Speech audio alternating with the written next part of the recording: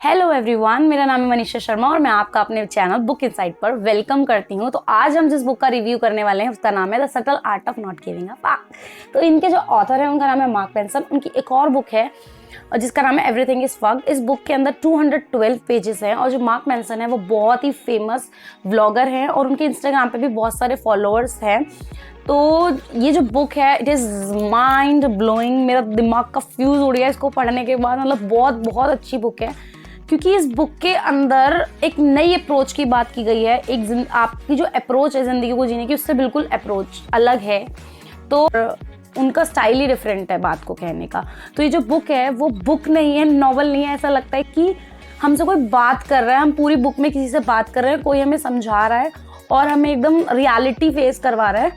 इस बुक के अंदर हम हर एक नूक एंड कॉर्नर पर, हर एक स्टेप पर, हर एक पेज पर इतनी ज़्यादा रियलिटी फेस करते हैं कि हमें बहुत ज़्यादा दुख होता है क्योंकि जब हम सच का सामना करते हैं तो हम सच सह नहीं पाते। Books talks about living your life with a new approach. तो जो मैंने बुक्स पढ़ी हैं उसमें जो तरीका बताया गया है वो पॉजिटिव तरीका। Always be positive, always see the brighter side of the things, always see always be positive, always be positive. But इस बुक के पढ़ने के बाद I was like no to positivity. तो हम किस तरीके से अपनी जिंदगी को खुश तरीके से जी सकते हैं, कंटेंटेड लाइफ जी सकते हैं। जैसे कि आज इस बुक में आज के टाइम में जो मॉडर्न लाइफ की प्रॉब्लम्स हैं, स्ट्रेस है, एंग्जाइटीज है, उससे कैसे डील किया जाए। वो एक्चुअली है ही कहाँ से आई वो प्रॉब्लम। एक्चुअली वो प्रॉब्लम्स हैं ही नहीं, वो हमारी सेल्फ मेड प्रॉब्लम्स हैं। तो इस बुक के अंदर जो है बहुत ही अमेजिंग तरीके से हर एक डेली लाइफ एक्सपीरियंस को, एंग्जाइटी को, स्ट्रेस को, हमारे बिहेवियर को, बहुत सारे थॉट पैटर्न्स को इतने अच्छे से डिस्कशन किया गया है।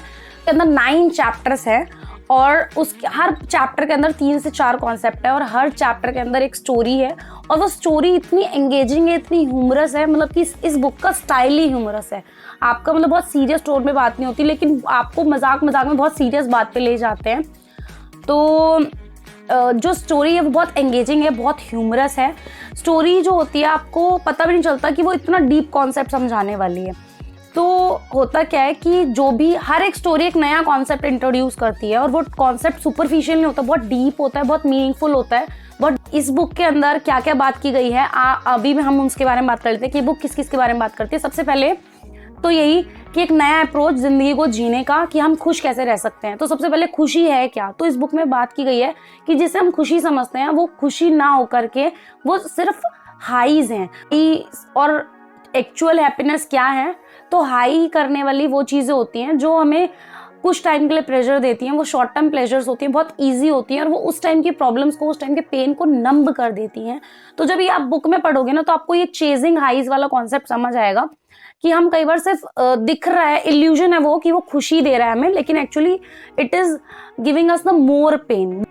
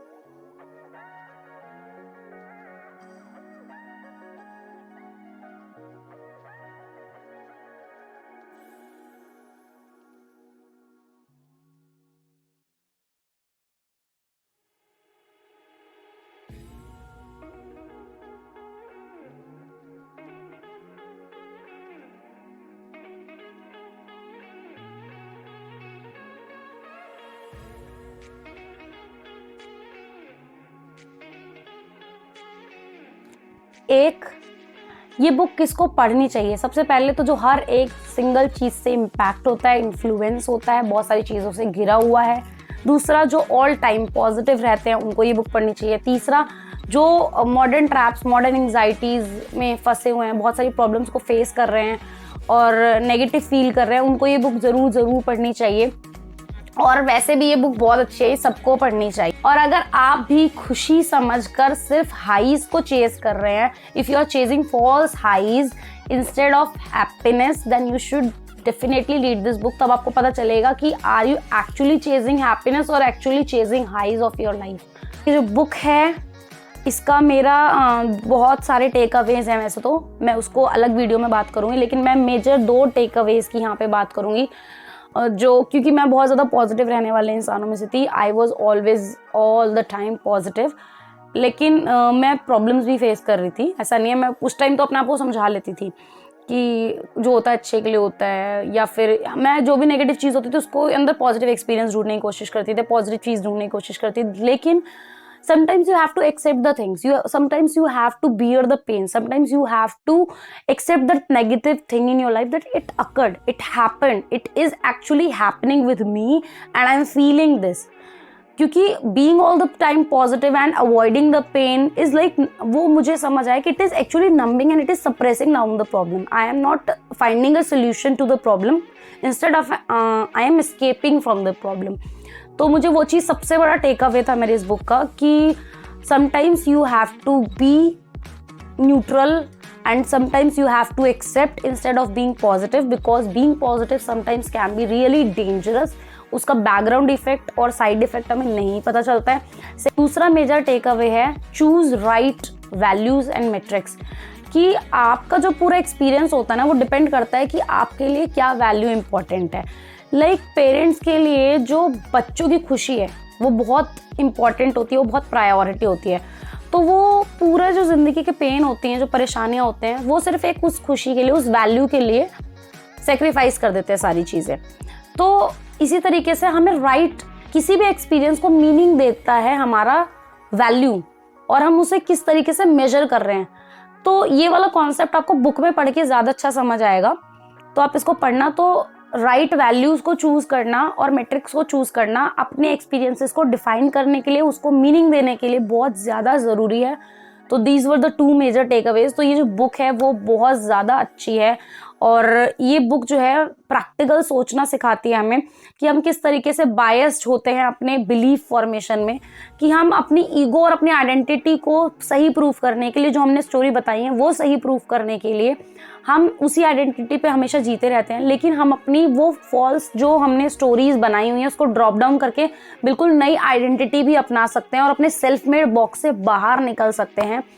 तो ये जो बुक है ये आपको पढ़नी चाहिए, और पढ़ने के बाद मुझे ज़रूर इंस्टाग्राम पे कमेंट करके बताना। अगर मैं इसकी एक लाइन की समरी की बात करूँ तो इसमें बताया गया कि किस तरीके से हम कम चीज़ों पर ध्यान देकर, कुछ ही चीज़ों पर फोकस करके, और बिल्कुल डिफरेंट अप्रोच जो कि सब यूज़ करते हैं उससे डिफरेंट अप्रोच यूज़ करके एक खुशी वाली ज़िंदगी जी सकते हैं।